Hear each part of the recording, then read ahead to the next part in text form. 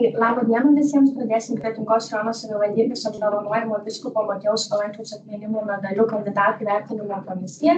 Ir prieš pradedant svarstyti visus klausimus, kurie bus darbotvarkėje, noriu pasižiūrėti, kas yra atvykę į posėdį.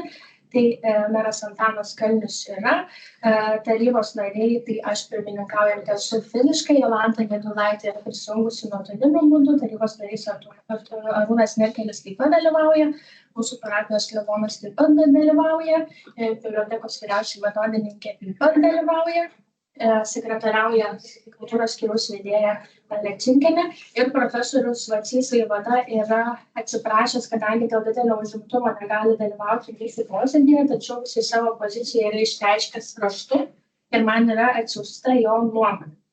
Tai iš tikrųjų dalyvauja 6-7 narių fiziškai, tai vadinasi kvorumas yra ir posėdį mes galime pradėti.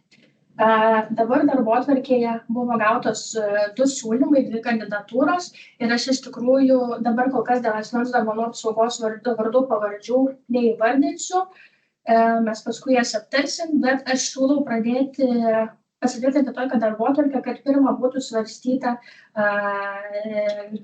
dėl GM kandidatūros, o antrų klausimų būtų svarstoma dėl ML kandidatūros. Aš ir nuasmeninu, kad nebūtų asmens duomenų apsaugos pažeidimų. Tai ar galėtumėm dėl tokios darbotvarkės sutarti?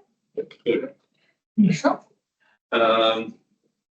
Kadangi vienas iš tų asmenų yra mano žmonos darbdavys, aš dabar galvoju, ar aš galiu dalyvauti. Tai paskui mes prieisim prie nusišalinimų, bet pirmą pasitvirtinkim darbotvarkę. Okay.